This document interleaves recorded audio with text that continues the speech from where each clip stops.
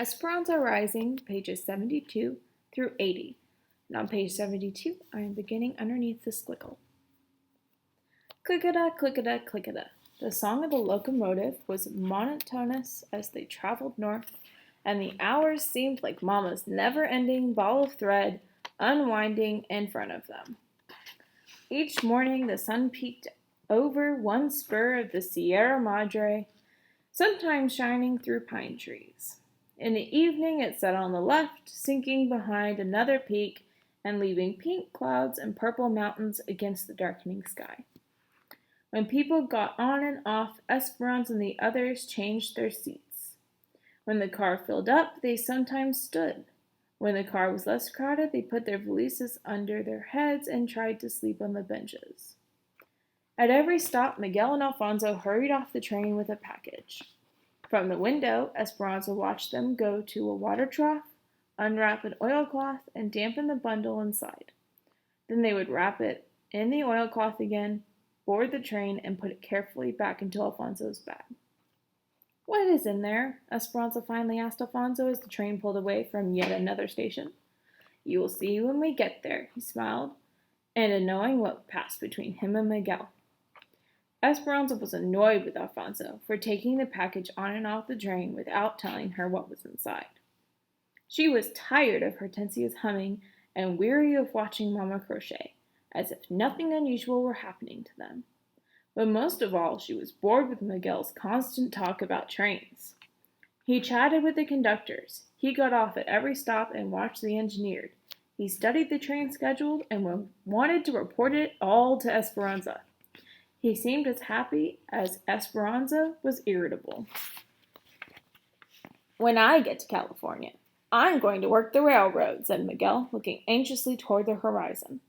They had spread pieces of brown paper in their laps and were eating pepinos, cucumbers sprinkled with salt, and ground chiles. "I'm thirsty. Are they selling juice in another car?" asked Esperanza. "I would have worked at the railroad in Mexico," continued Miguel, as if Esperanza had not tried to change the subject. "But it is not easy to get a job in Mexico. You need una palanca, a lever, to get a job at the railroads. I had no connections, but your father did. Since I was a small boy, he gave me his word that he would help me, and he would have kept his promise. He always kept his promises to me." At the mention of Papa, Esperanza felt that sinking feeling again. She looked at Miguel. He quickly turned his head away from her and looked hard out the window. But she saw that his eyes were damp. She had never thought about how much her Papa must have meant to Miguel. It dawned on her that even though Miguel was a servant, Papa may have thought of him as the son he never had. But Papa's influence was gone. What would happen to Miguel's dreams now? "And in the United States?" she asked quietly.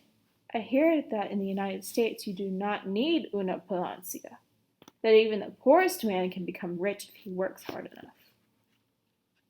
They had been on the train for 4 days and nights when a woman got on with a wire cage containing 6 red hens. The chickens squawked and cackled, and when they flapped their wings, tiny russet feathers floated in the car. The woman sat opposite Mama and Hortensia, and within minutes she had told them that her name was Carmen, that her husband had died and left her with 8 children, and that she had been at her brother's house helping his family with a new baby. "Would you like dulces, sweets?" she asked Esperanza, holding open a bag. Esperanza looked at Mama, who smiled and nodded her approval. Esperanza hesitantly reached inside and took out a square of coconut candy. Mama had never permitted her to take candy from someone she didn't know before, especially from a poor person. "Señora, why do you travel with the hens?" asked Mama. "I sell eggs to feed my family. My brother raises hens and he gave these to me." "And you can support your large family that way?" asked Hortensia. Carmen smiled. "I am poor, but I am rich.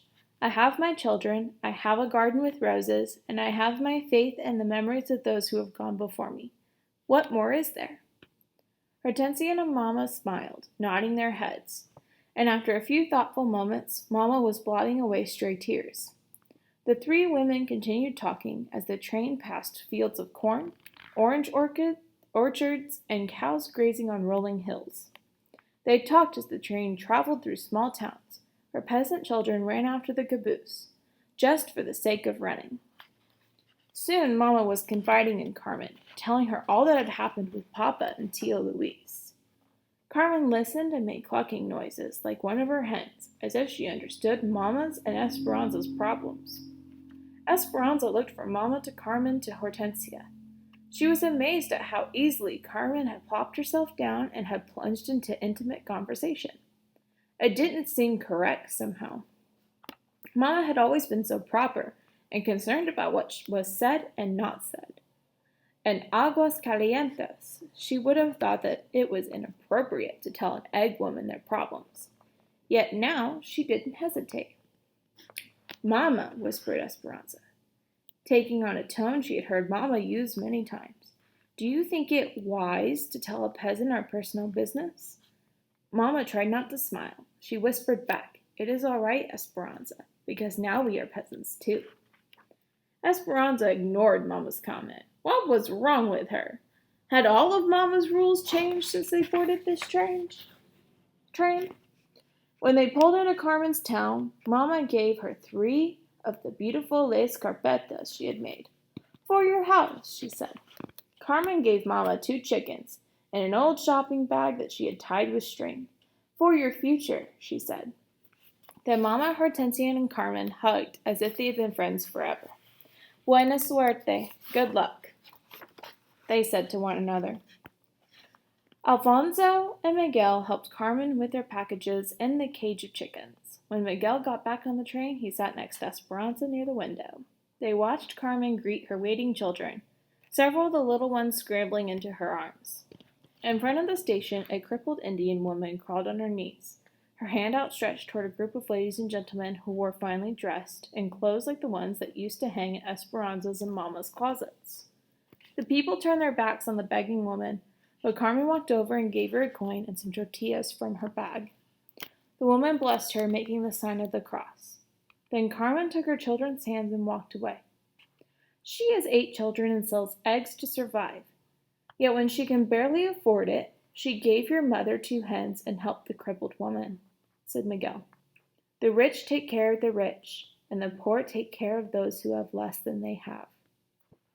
"But why does Carmen need to take care of the beggar at all?" said Esperanza.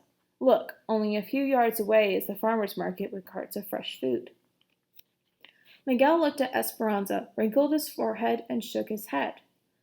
"There is a Mexican saying, 'Full bellies and Spanish blood go hand in hand.'" Esperanza looked at him and raised her eyebrows. "Have you never noticed?" he said, sounding surprised. "Those with Spanish blood, who have the fairest complexions in the land, are the wealthiest." Esperanza suddenly felt guilty, and did not want to admit that she had never noticed, or that it might be true. Besides, they were going to the United States now, and it certainly would not be true there. Esperanza shrugged. "It is just something that old wives say." "No," said Miguel. "It is something the poor say."